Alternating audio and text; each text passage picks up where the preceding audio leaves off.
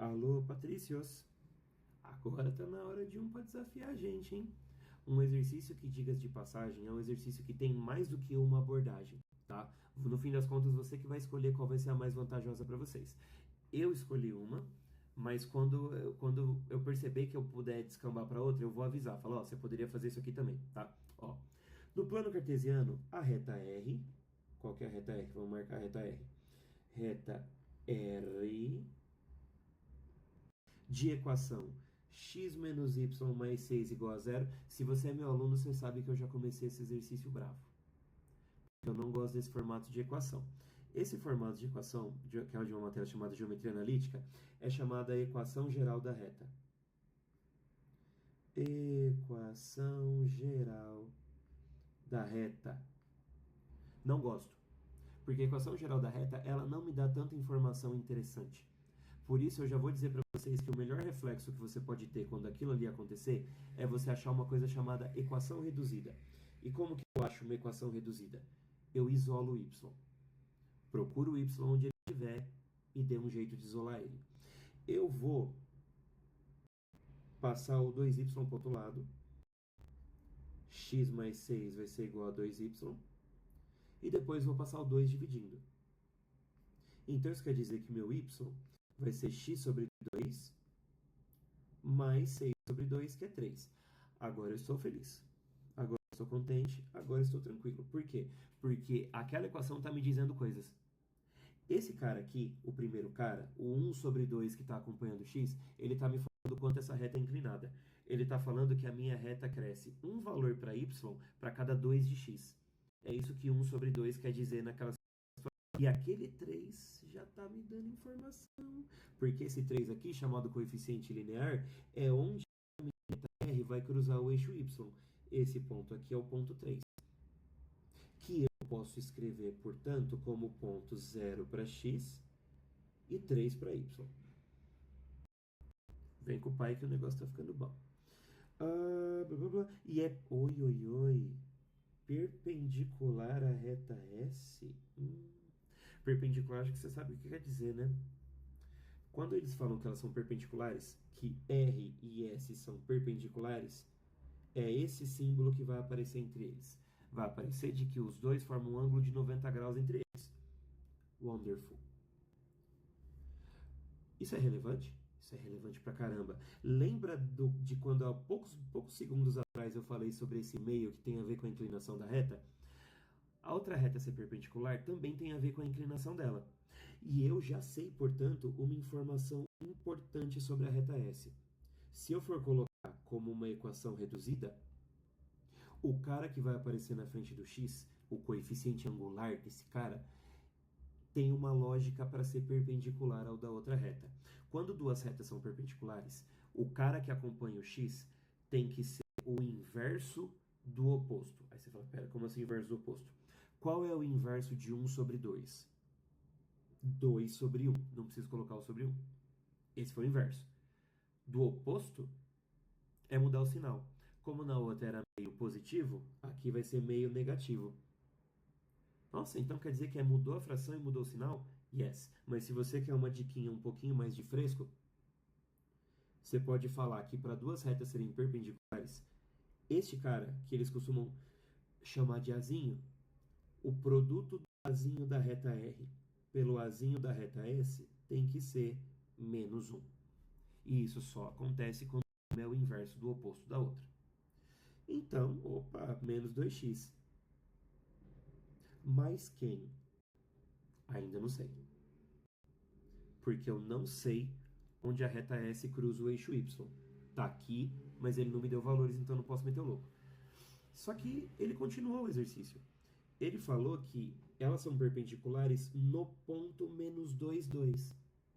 Isso quer dizer que as duas retas passam por esse ponto. Então, isso quer dizer que esse ponto pertence à minha reta S. Eu posso trocar o x por menos 2, que a minha consequência vai ser y igual a 2. Opa!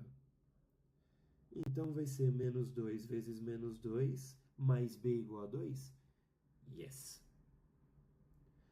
2 vai ser igual a menos 2 vezes menos 2 dá mais 4. E passando o 4 subtraindo do outro lado, 2 menos 4 dá menos 2. Uou!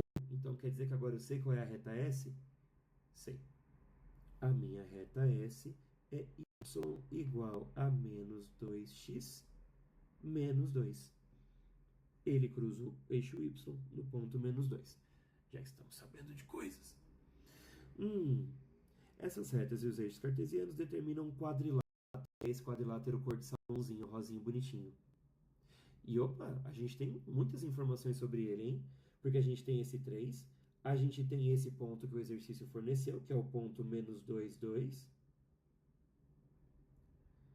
A gente tem esse ponto, por curiosidade, porque ele é a origem do plano cartesiano, é o ponto 0, 0. Tá faltando um cara. Está faltando esse conterrâneo aqui. Você consegue perceber que esse cara é onde a reta S cruzou o eixo Y? Ou o eixo X, perdão. Se é onde ele cruzou o eixo X, eu posso dizer que ele é a raiz do polinômio da reta S. É o que acontece com a reta S para zerar a equação da reta S. Mas eu tenho a equação da reta S? Tenho. E agora eu tenho que zerar ela. 0 é igual a menos 2x menos 2. Parece difícil, só que não é. Eu passo menos 2x para o outro lado com o sinal trocado, passo 2 dividindo e acabo de descobrir que o meu x vale menos 1. Oi, então esse é o ponto menos 1, 0? Sim, tenho todos os pontos do quadrilátero. Como eu vou usar isso para achar a área desse quadrilátero? Existe uma técnica. É uma técnica que, inclusive, usa de entre aspas, usa de uma ferramenta que a gente usou no exercício anterior, que é a ideia do determinante. Aí você fala, pera, então a gente vai achar o determinante de uma matriz? Por aí. O que a gente vai fazer? A gente vai montar uma matriz, só que essa matriz ela não vai ser tão quadradinha quanto a outra, não. Na verdade, ela não vai ser quadrada, ela vai ser retangular. Mas entenda o seguinte, o que eu estou fazendo aqui, o que eu vou fazer agora, é um dispositivo prático que você pode usar sempre que você quiser a área de um polígono qualquer que esteja no plano cartesiano. Serve sempre, desde que você siga algumas regras. E ele se aproveita dos princípios do determinante para poder facilitar a vida. Então, ele vai usar as regras, mas com algumas adaptações. Não precisa se preocupar com isso, tá? Quais são os pontos do meu quadrilátero? Lembrando que aqui você vai ter que seguir uma ordem. Escolha um ponto para começar. Eu vou escolher aquele 0,3. 0 e 3. Agora eu vou escolher um sentido, horário ou anti-horário, para continuar analisando os pontos, para eu colocar a minha sequência.